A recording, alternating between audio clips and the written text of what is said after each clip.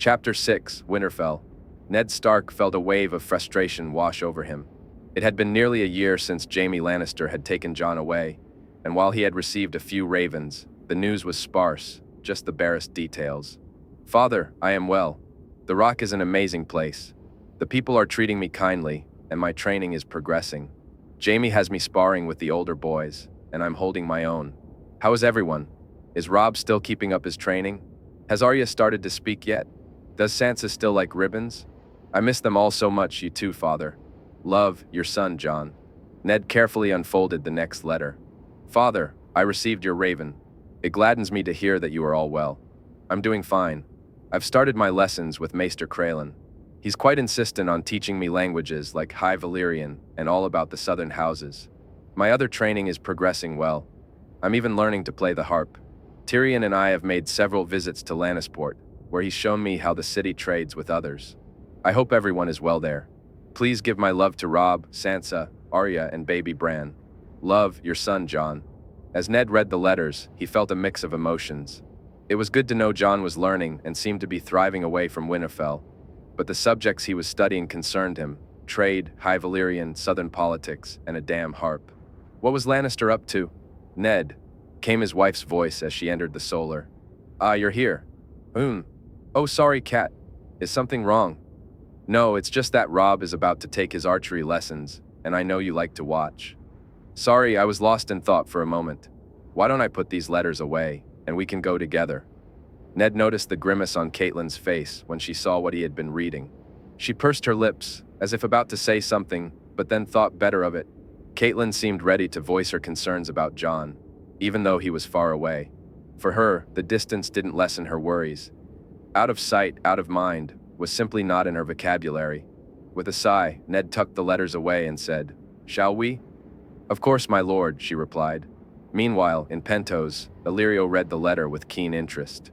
Tywin Lannister was dead, the great lion was no more, and a smile crept across his face.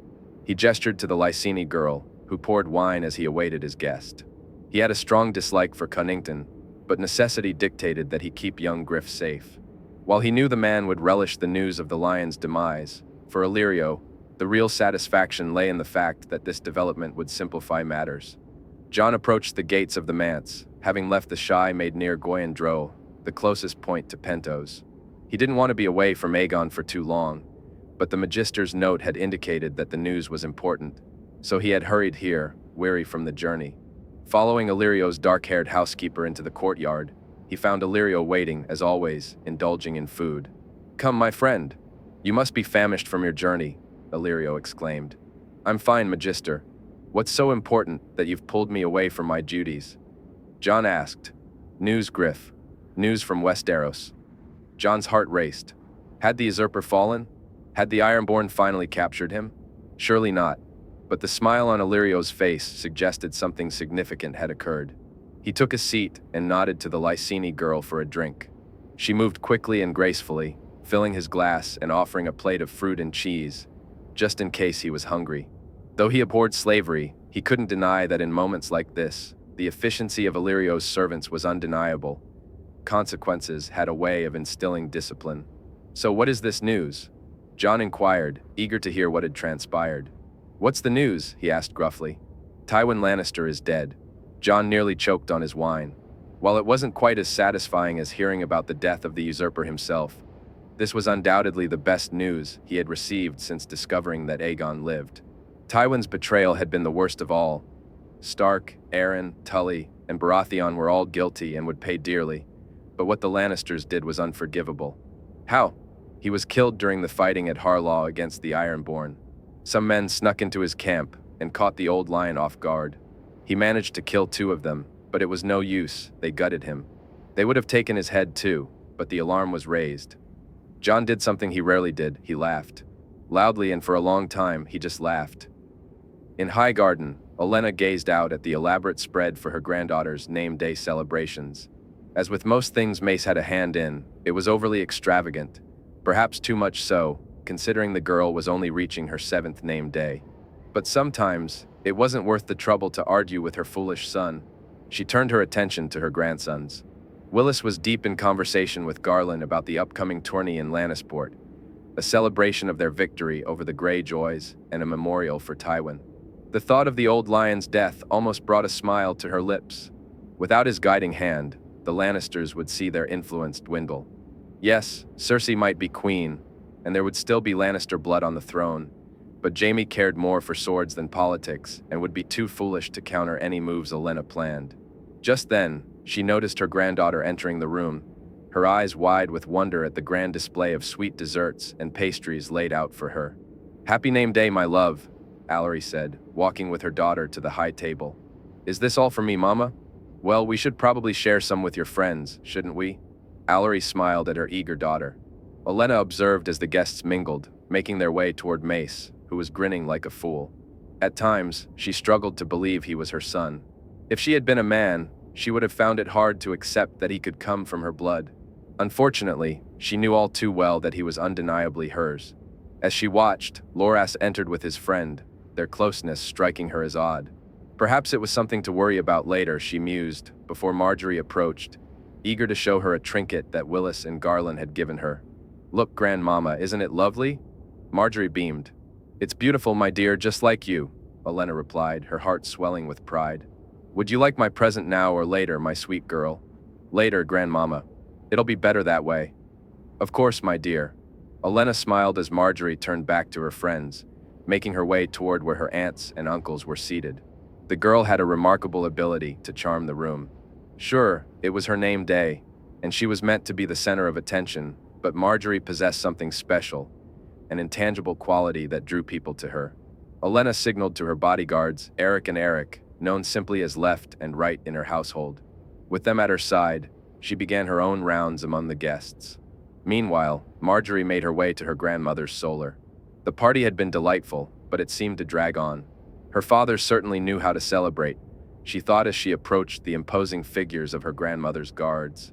She knocked on the door and entered when invited. The room was large, unlike her father's, which was adorned with gold trimmings and lavish paintings. Her grandmother's solar was simpler yet more imposing, dominated by a dark wooden desk that commanded respect.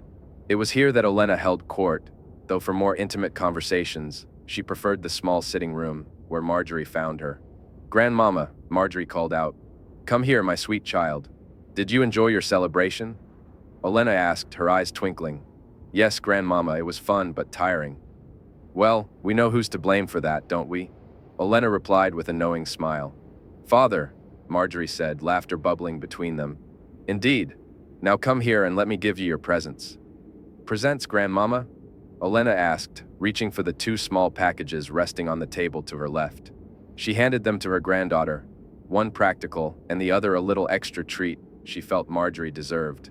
As Marjorie unwrapped the gifts, confusion flickered across her sweet face. The first present revealed a delicate gold necklace, adorned with tiny rubies shaped like roses. Olenna watched as a radiant smile blossomed on Marjorie's face, only to see it grow wider as she quickly opened the second gift. The book was small yet precise, Maester Argis's History of the Fall of Great Houses.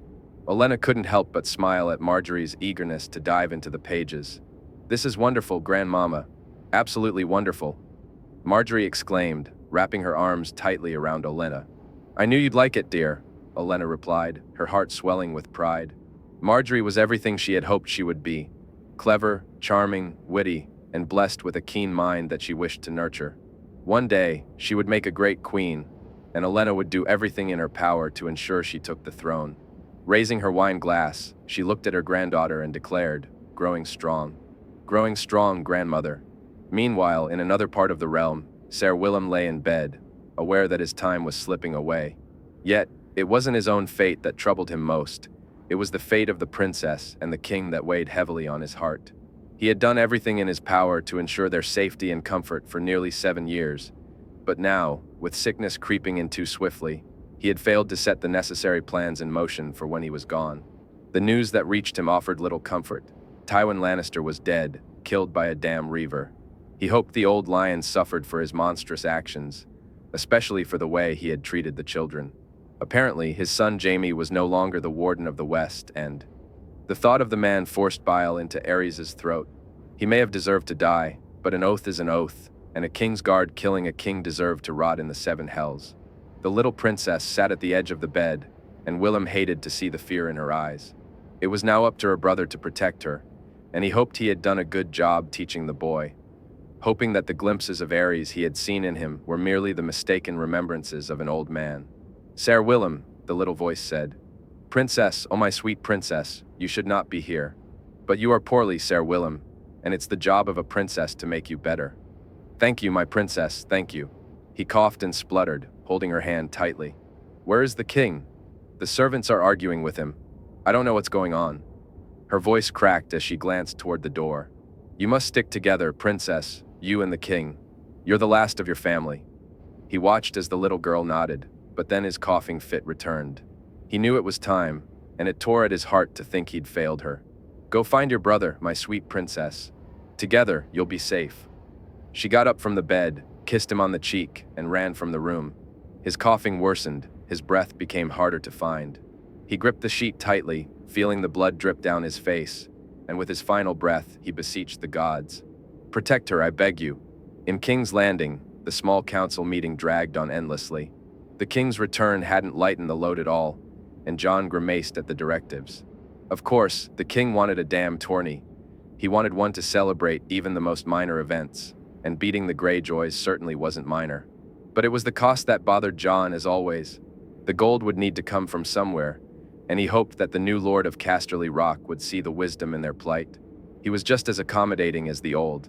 Perhaps he should bring Lisa's friend from Gultown to court. The boy had a remarkable talent for numbers. He had managed to significantly turn around the port's finances, and even increase them substantially. Plus, having her young friend close by would please his wife, whom he had been neglecting due to his busy schedule. Yes, he thought, he would send a raven to young Peter as soon as he could. He glanced around the room, wishing he were anywhere else. Being Robert's hand was a time-consuming affair, especially considering Robert's aversion to actually ruling. Oh, he would lead troops into battle, feast, and throw tournaments to his heart's content. But when it came to the day-to-day workings of the realm, that was beneath him. "So, another tournament, is it?" Stannis remarked in his usual grumpy tone. "It's what the king wants," John replied, observing Stannis as he frowned, grinding his teeth more than usual. Varys sat silently, his expression blank as always, showing no interest in their discussion. However, John noticed something else on the eunuch's face, an emotion he couldn't quite place. Just as he was about to call an end to the meeting, Pycelle surprisingly spoke up. "My lords, I received a raven from Casterly Rock earlier, from Lord Jaime. It seems he intends to host his own tournament at Lannisport in memory of his father, and to celebrate their victory over the Ironborn." John stared at Pycelle in disbelief. They had been going round and round about this tournament for the past week, and this fool hadn't bothered to mention that the Lannisters were holding their own. He was about to reprimand the man when a sudden realization struck him. They could kill two birds with one stone. The king would get his tournament, and the Lannisters would pay for it. Yes, it would have to take place in Lannisport, but the king would go along with it, provided he had a good reason. "Very good, Grand Maester. I shall need to send a raven to Lord Lannister when we're done here." "Done here?" "Of course, Lord Hand." John caught the smug smile on Pycelle's face and wished he could wipe it away, but he thought better of it as Varys began to speak. "I hear Lord Jaime has taken on a new page," he tittered. "What's that got to do with anything?" Stannis asked irritably. "Well, it's who the new page is that's interesting. Identifying pages, is that what the Master of Whispers is busy with?" "My Lord Stannis, when that page happens to be the bastard of Winterfell, my birds begin to sing." John coughed. Had he heard that right? Had Ned truly allowed his bastard to serve as Jaime Lannister's page? Surely this was a mistake. Ned would never place his son with a Lannister.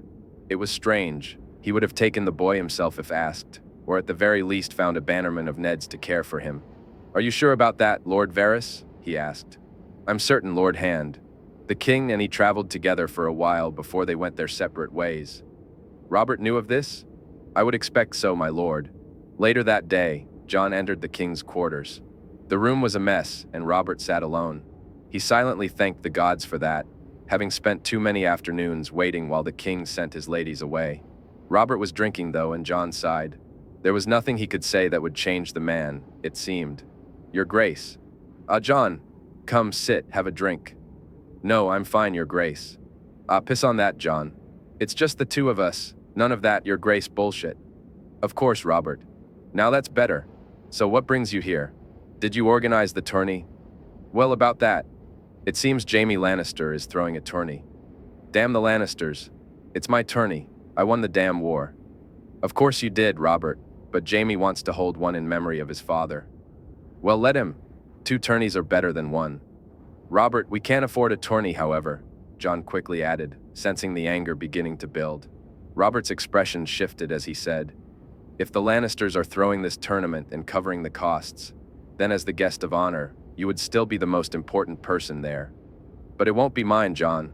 It'll be theirs. Jon couldn't help but grimace at Robert's petulance. The man, still so much a boy, wanted what he desired, and if someone else had it, he wanted it even more. Jon quickly shook those thoughts from his mind. We'll need to go anyway, Robert. The man was your godfather, and you have to show your respects. Damn it, Jon. Wouldn't it be easier for them to just pay and have it here? It would, but this is in Tywin's memory. It has to be in Lannisport. Fine, then I'll go. I suppose the Queen and her damn wheelhouse will need to accompany us. Jon sighed, often taken aback by Robert's sheer lack of empathy. He had raised him better than this. Raising both Robert and Ned had been his proudest achievement, yet only one of them had truly become a good man. It's her father, Robert. Fine, fine, the king replied, taking another swig of his drink. Jon turned away, unable to spend more time with the man he considered his son. Meanwhile, Varys felt a weight on his mind. The whispers from his little birds had brought troubling news. Ser Willem was ill, perhaps dying. He wondered if he and Illyrio should expedite their plans. Without protection, the prince and princess were vulnerable, and if anything were to happen to them, it could set them back years. He penned a note and dressed to walk to the port, planning to send his friend a letter and await a response. There was little else he could do from here. As he navigated the streets of King's Landing, Varys cut a peculiar figure. His beard and shaggy hair, along with his rough attire, made him look like a weary traveler or a man of limited means. Yet despite his efforts to blend in, his noble bearing still shone through. He moved quickly, slipping into the side streets where he felt far more comfortable, working in the shadows. Varys arrived at the tavern, greeting an old acquaintance with a warm smile. "Hello, old friend," he said, making his way to a table in the back. "Ah, my good friend, Iris. It's wonderful to see you again," boomed the large, stocky man, his voice echoing in the dimly lit room. Varys had long since lost track of the many names he'd adopted over the years. "I have a message for our friend in Pentos," he said, leaning in slightly. "Of course, my friend. My captain sets sail on the morrow," Ikers replied. Good, good. And how are you, Ikers?" Varys inquired. "Iris, I am as well as can be. We've earned good coin on this trip, faced no trouble, and the ale here is quite pleasant." "For your troubles, should they ever arrive," Varys said, tossing a small pouch to the man before handing over the letter. "This will help my friend as always. Be well." "You too," Ikers responded, pocketing the pouch with a grin. Varys quickly left the tavern. In his line of work, lingering in one place for too long was unwise. As he walked back to the Red Keep, his thoughts drifted to another matter weighing on his mind. Jaime Lannister's new page wasn't typically something that intrigued him, but the fact that the page was Jon Snow piqued his interest. Why would Ned Stark allow his son to serve a Lannister? The question perplexed him throughout the journey back to his quarters. It seemed he would need to set his little birds to work. Meanwhile, Cersei Lannister was in a state of fury, an understatement at best. Ever since the Fat Oaf had returned from dealing with the Ironborn, her anger had reached a boiling point. The fact that he hadn't wiped them from the face of the earth after her father's fall had led to countless vases shattered in both her and the Fat Oaf's quarters. When she first heard the news, she was stunned. Surely it was a lie, a cruel joke. Her father was invincible, a lion, and everyone bowed before lions. Yet, he had fallen, and he was gone. Cersei had hoped to speak to Jaime upon his return. Surely, with their father gone, they could be together again. They were destined to be, two parts of the same whole. But in what should have been her greatest moment of triumph when she had become what she was destined to be, but he had abandoned her. "We're meant to be together," she insisted. "No, we don't belong together. We never did," he replied flatly. "You love me, Jaime. I'm the only woman you'll ever love. Perhaps, but I'll never love you again." "Why? Because of the damn dragon spawn?" "They were children, Cersei. Children." Just the thought ignited her fury. She scanned the room for something to throw, but finding nothing, she poured herself another glass of wine, stewing in her anger. It had been a mistake to reveal that she knew of father's plans. She realized that now. She had hoped he would get over it in time, but she had been sorely mistaken. Time and again, he had rejected her. Of course, she had other lovers, but it was supposed to be the two of them against the world. They were meant to share their children, not just hers alone. She loved Joffrey more than anything. He was her golden prince, her special baby boy. But he was meant to be theirs, not just hers. Instead, he had to seduce her damn uncle. Tyjet was a good lover, eager to share her bed once he saw her naked. But Jaime wasn't, and every time she looked at Joffrey, it pained her to think of what could have been. "Your Grace, is there anything you need?" a young girl asked timidly. "No, go away. Be gone," Cersei snapped. She watched the girl scurry from the room and returned to her wine, hearing her husband's footsteps outside the door. She swallowed hard and quickly filled another glass, hoping she'd be drunk enough before he came in. The next morning, her head felt heavy. The fool had barely managed to stay erect, and she had finished him off with her hand, as she had done countless times before. She would bear him no children. That's what Maggie had told her. 6 and 10 for him and 3 for her. She had convinced herself that those children would be Jaime's, but Joffrey hadn't been. It confused and annoyed her. "Your Grace, Your Grace." Her handmaidens entered, quickly preparing her bath. After they washed and dressed her, she approached the breakfast table, hoping her husband was elsewhere. Fortune smiled upon her, for only Joffrey and his loyal dog were present in the small family hall. Blunt stood outside, and she felt a sense of relief. She disliked the way he looked at her, as if she would ever entertain a common guard. "Mother," Joffrey greeted her. "My sweet boy," she replied, planting a kiss on his cheek as she settled down to break her fast with some fruit, washing it down with a glass of Dornish sour. "Your Grace, the Grand Maester is here to see you," Blunt announced, his gaze lingering far too long on her cleavage. "Send him in," she ordered, trying to ignore his unwelcome scrutiny. She watched as the old fool staggered into the room, wondering if he truly believed anyone was fooled by this mummer's act. But as he began to speak, her heart quickened with anticipation. "Your Grace, I have a letter from Casterly Rock addressed to you." "Hand it here," she replied, her impatience evident. Pycelle handed her the letter, lingering as if he wished to stay. She had no desire to spend another moment with the old man, so she dismissed him, eager to read the missive. Had Jaime written to her? Did he miss her as much as she missed him? Perhaps a visit home was in order. But as she read the letter, disappointment washed over her. They were holding a tourney in memory of her father. A damn tourney. Did they think she was Robert? Frustrated, she tore the letter into pieces and tossed it onto the table. Grabbing her glass, she downed the contents in one gulp before refilling it. Just as she was about to do the same with her second glass, a thought struck her, and a smile spread across her face. She looked at Joffrey, who seemed confused by her sudden joy. 3 children, the witch had said, and she only had 1. While there was little she could do about the first, perhaps the second was within her grasp. "Joff, my love, we're going to visit your uncle."